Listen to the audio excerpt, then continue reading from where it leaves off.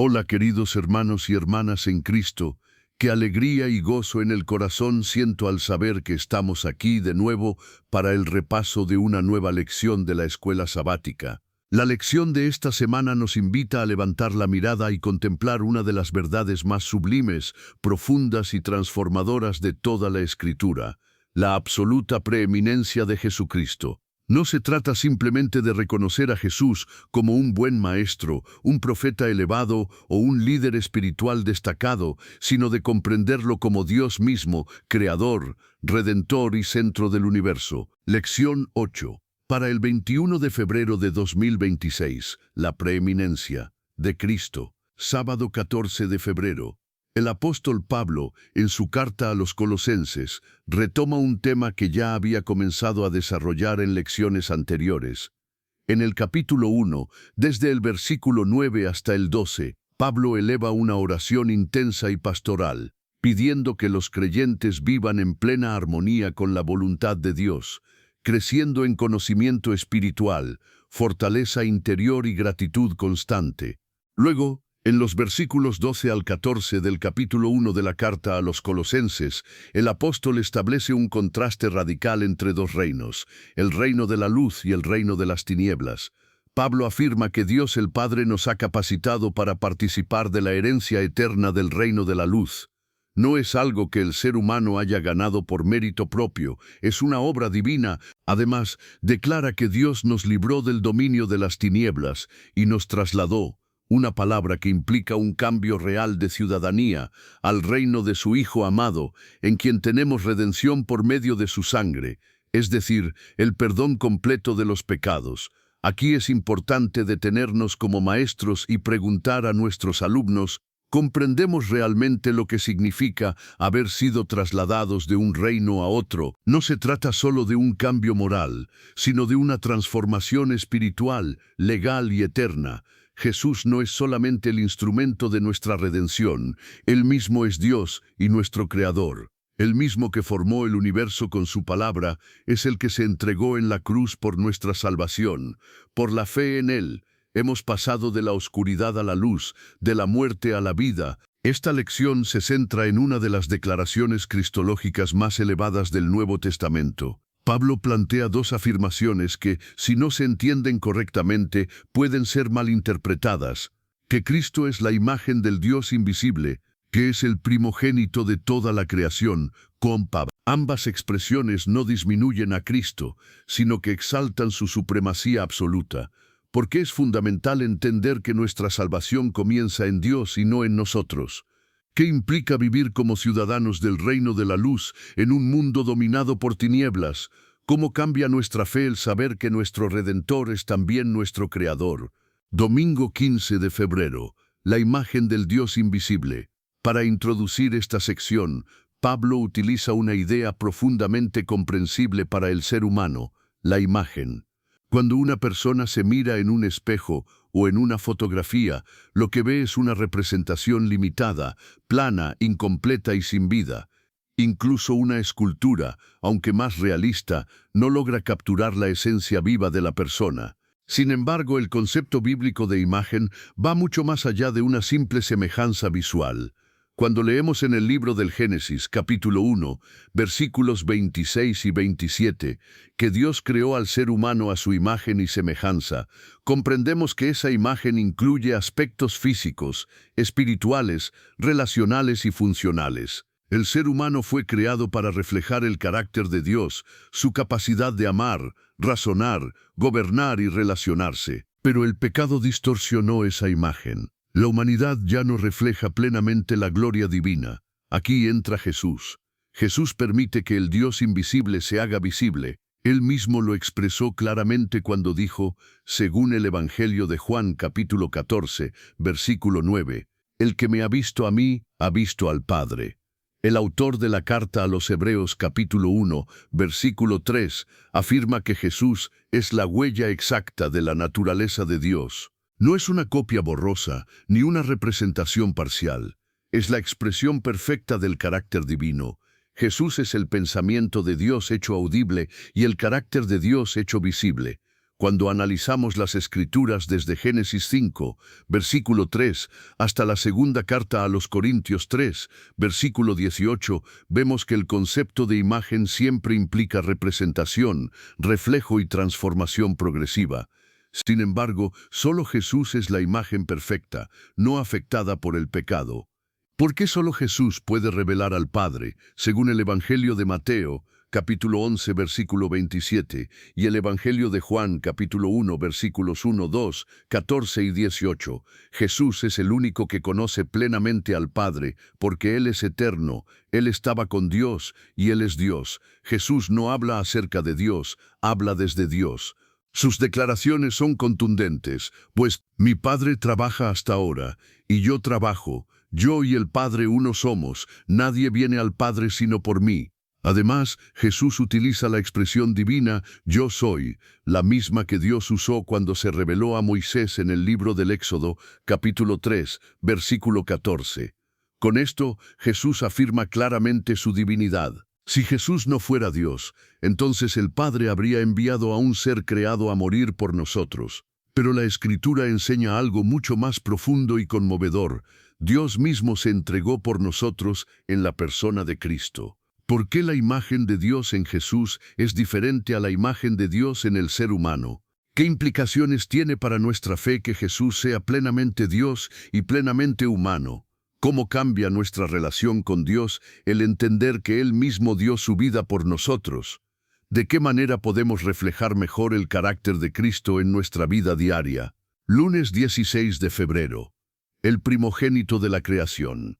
El apóstol Pablo introduce ahora una expresión que ha sido históricamente malentendida, el primogénito de toda la creación.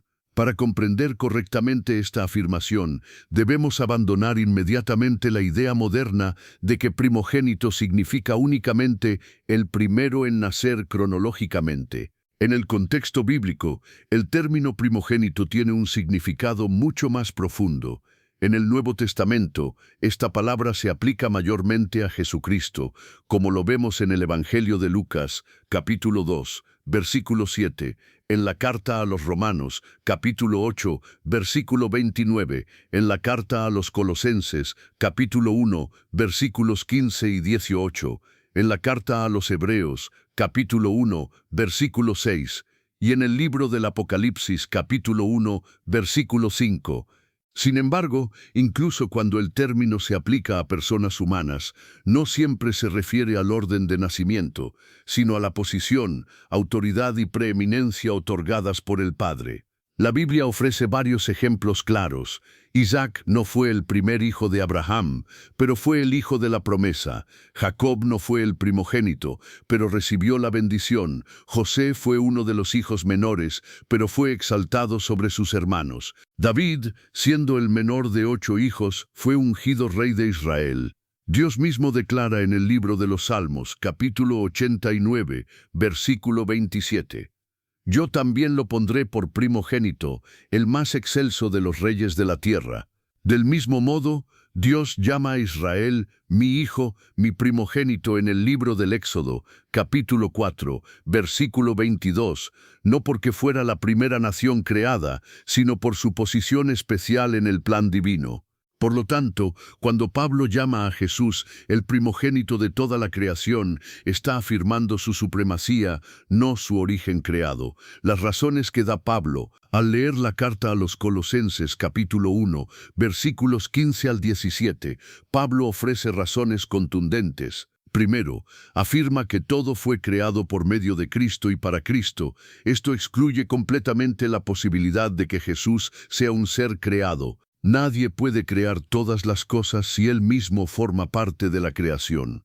Segundo, Pablo declara que Cristo existía antes de todas las cosas. La palabra usada implica precedencia tanto en tiempo como en autoridad. Jesús no comenzó a existir, Él es eterno. Tercero, se nos dice que todas las cosas subsisten en Él. El verbo griego utilizado transmite la idea de cohesión, de mantenimiento continuo. Cristo no solo creó el universo, sino que lo sostiene momento a momento. Aquí el maestro debe detenerse y enfatizar una verdad central del Evangelio. El mismo Dios que creó el universo murió por nosotros.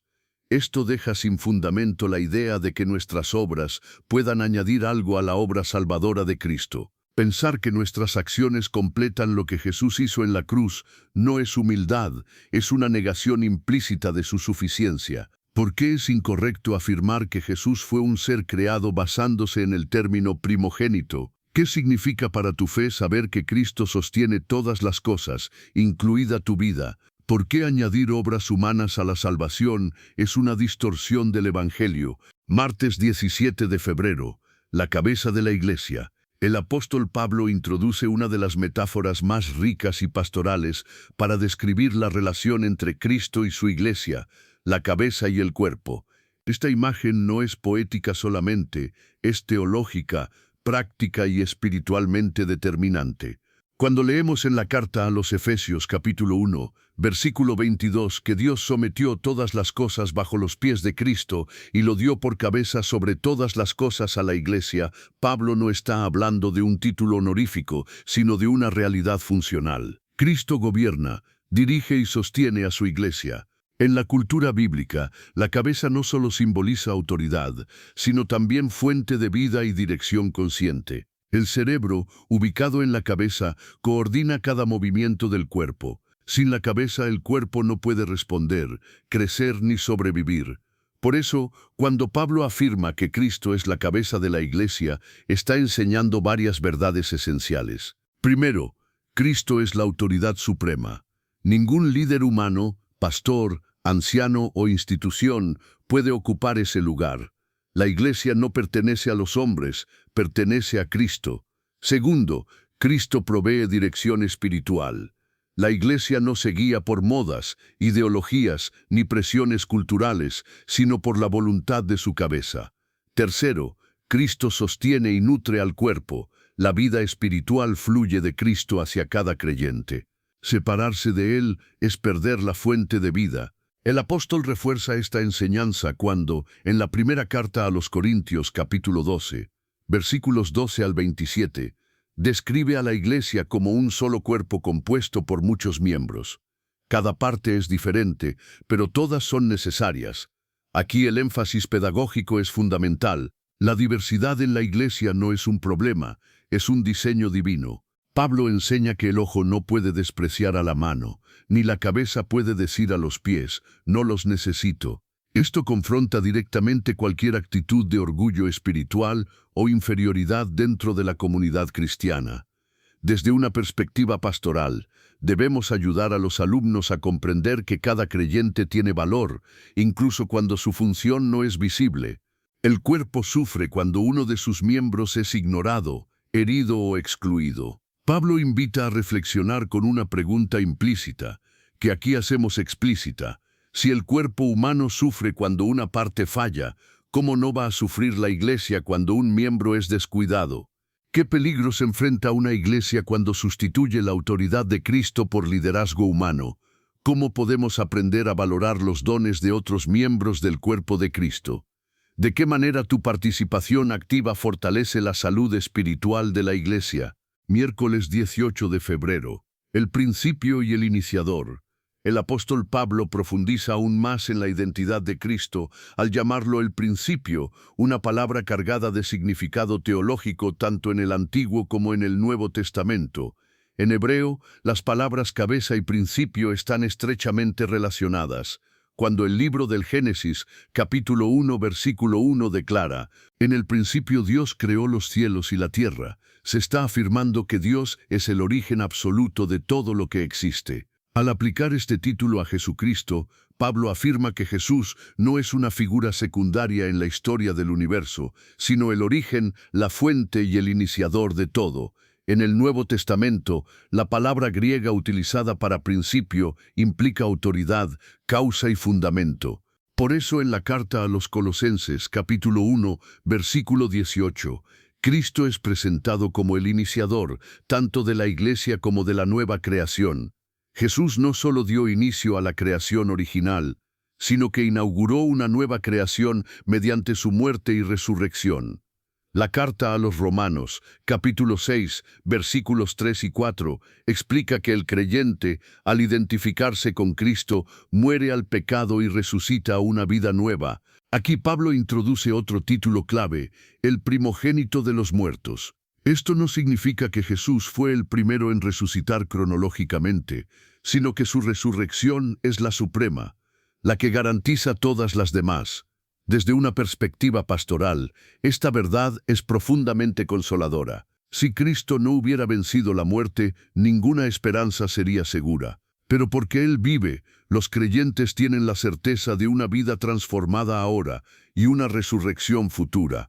Pablo resume entonces, de manera magistral, las razones de la preeminencia de Cristo. Él revela perfectamente a Dios, creó todas las cosas, las sostiene, dirige a la iglesia, inaugura la nueva creación y vence definitivamente al pecado y la muerte. Todo esto nos lleva a una pregunta inevitable, no solo teológica, sino práctica. ¿Está Cristo ocupando realmente el primer lugar en nuestra vida? ¿Qué áreas de tu vida aún no están plenamente bajo la autoridad de Cristo como principio? ¿Cómo influye la resurrección de Jesús en la manera en que enfrentas el pecado y la muerte?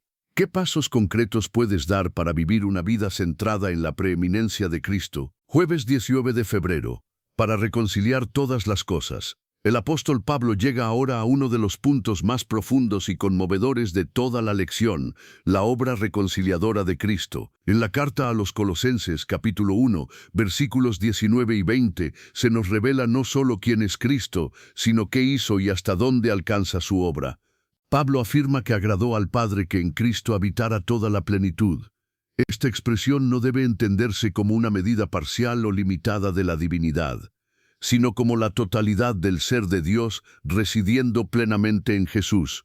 La carta a los Colosenses, capítulo 2, versículo 9, lo expresa de manera inequívoca.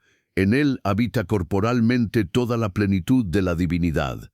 Esto significa que cuando Cristo actuó, Dios actuó. Cuando Cristo sufrió, Dios sufrió. Cuando Cristo murió en la cruz, Dios mismo asumió el costo del pecado. Ahora bien, ¿para qué habitó esta plenitud en Cristo? Pablo responde, para reconciliar consigo todas las cosas, haciendo la paz mediante la sangre de su cruz. Aquí es esencial que el maestro se detenga y aclare el concepto de reconciliación. Reconciliar no significa simplemente perdonar, significa restaurar una relación rota, eliminar la enemistad y restablecer la armonía perdida. El pecado no solo afectó al ser humano, introdujo desorden en toda la creación. Por eso Pablo afirma que la reconciliación alcanza las cosas que están en la tierra y las que están en los cielos. No se trata de la salvación automática de todos los seres, sino de la restauración del orden moral y cósmico bajo el señorío de Cristo. El instrumento de esta reconciliación es sorprendente: la cruz. Un símbolo de vergüenza, tortura y humillación se convierte en el medio por el cual Dios revela su amor eterno. El Evangelio según Juan, capítulo 3, versículo 16, lo resume de forma magistral. Porque de tal manera amó Dios al mundo, que dio a su Hijo único, para que todo el que cree en Él no perezca, sino que tenga vida eterna. Pablo amplía esta visión cuando escribe a los Corintios que los creyentes han llegado a ser un espectáculo para todo el universo, tanto para los ángeles como para los seres humanos. El término griego cosmos indica que todo el universo observó la cruz. Desde una perspectiva pastoral, esta verdad es profundamente solemne. Nuestra salvación no ocurrió en secreto, fue un acto público ante todo el universo.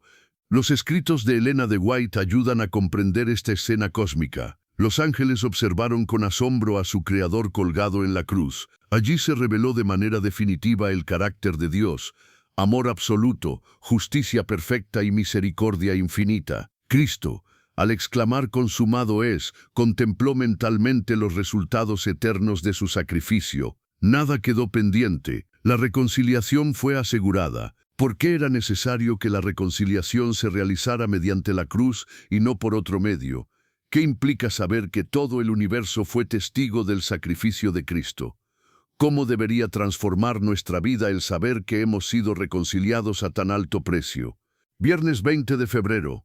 Para estudiar y meditar, La sección final de la lección invita a una reflexión profunda y honesta. Se nos presenta una famosa cita de C.S. Lewis que confronta directamente cualquier intento de reducir a Jesús a la categoría de simple maestro moral. Lewis afirma que un hombre que dijo lo que dijo Jesús no puede ser simplemente un buen maestro. Solo existen tres opciones.